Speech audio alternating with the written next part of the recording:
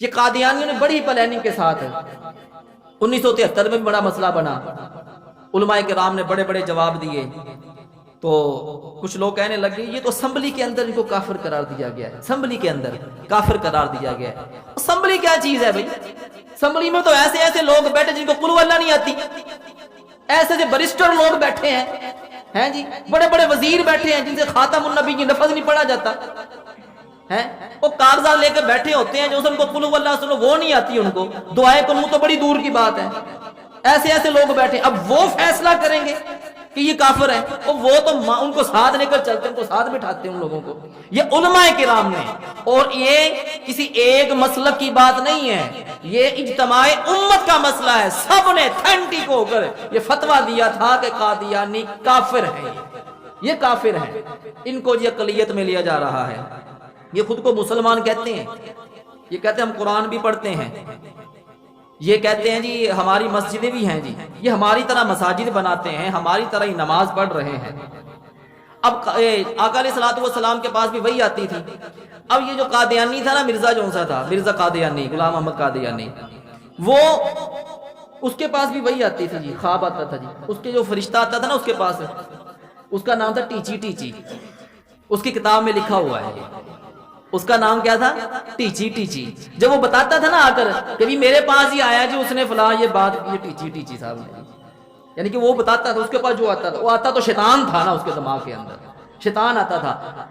مولانا روم لکھتے ہیں کہ یہ نا دماغ خراب ہو جاتے ہیں، یہ مغربی لوگ نا پیسہ دیتے ہیں، یہ پیسہ پکڑو اور جو ہم کہہ رہے ہیں وہ کرو تم لوگ۔ یہ مرزا غلام محمد قادیانی جو سا تھا نا، اس کو بھی یہی کام ہوا تھا، پیسہ ملا تھا، یورپ کا ویزا جو سا ہے، آپ پریشان ہو جائیں گے، ویزا جلدی سے نہیں ملتا، ابھی آپ کاغذوں میں لکھ دیں کہ میں قادیان ہوں، منٹ میں آپ کے پاس ویزا آ جائے گا، دیکھا فوری ویزا ملے گا۔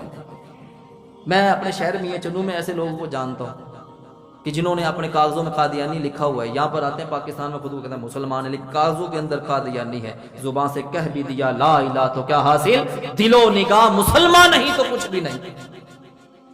کہ پیسہ سب کچھ ایمان ہے کیا؟ پیسہ ہی دولت، دولت سب کچھ ایمان ہو گیا کیا؟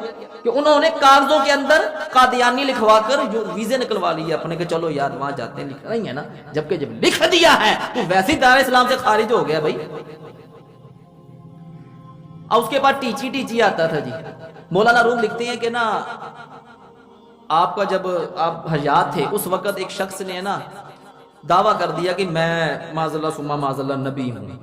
جو بادشاہ تھا نا، مولانا روم نے کہا یار وہ فلاں شخص ہے، وہ نبوت کا دعویٰ کر رہا ہے، وہ بادشاہ بڑا نیک پارسا انسان تھا، اس نے کہا یار اس کو پکڑ کر تو لے کر آؤ، اس کو پکڑ کر تو لے کر آؤ۔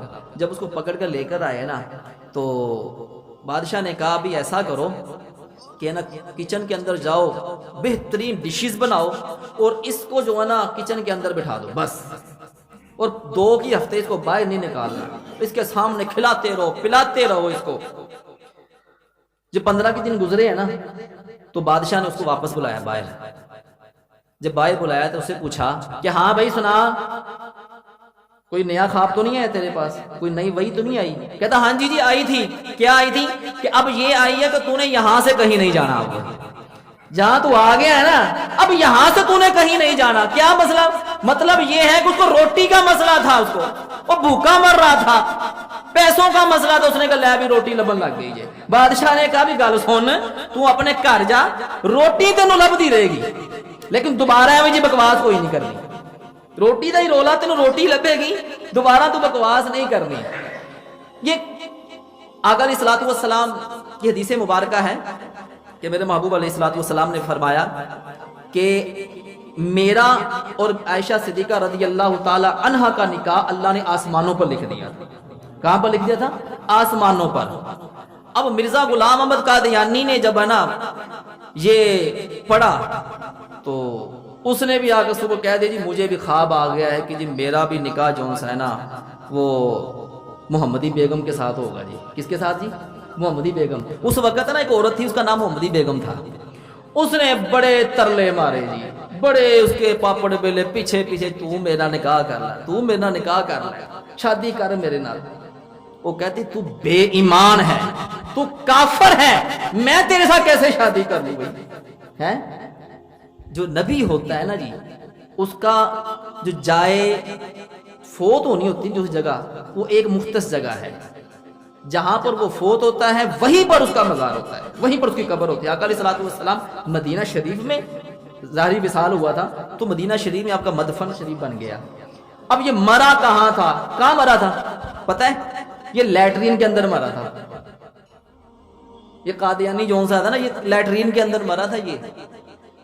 تو ہمارے لوگوں کو آج کل ان کی سمجھ نہیں آ رہی، اپنے ساتھ بٹھاتے ہیں، سارا کچھ کرتے ہیں۔ میرے محبوب علیہ الصلوۃ والسلام نے ارشاد فرمایا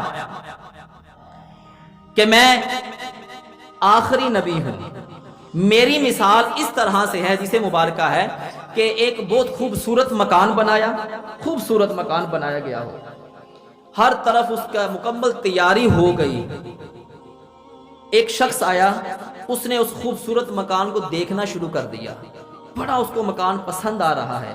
جب پسند آ گیا، ایک جگہ پر ایک اینٹ موجود نہیں ہے، خالی ہے وہ جگہ۔ جب اس نے یہ دیکھا تو اس نے کہا کہ مالک مکان کو کہا کہ یار تیرا مکان بڑا خوبصورت ہے، لیکن یہ جو اینٹ جو اسی ایک نئی تو نے لگائی ہے نا، اس کی وجہ سے نا یہ خوبصورتی نہیں بن رہی، اس اینٹ کو لگا دے۔ میرے محبوب علیہ الصلوۃ والسلام فرماتے ہیں نبوت کی جو ہے نا، جو محل رب نے تیار کیا تھا، جو نبوت کا محل اللہ نے تیار کیا ہے، میں اس محل کی آخری اینٹ ہوں، آخری اینٹ ہوں۔ کیا مطلب؟ کہ خوبصورتی جو ہے محبوب علیہ الصلوۃ والسلام ہے۔ آقا علیہ الصلوۃ والسلام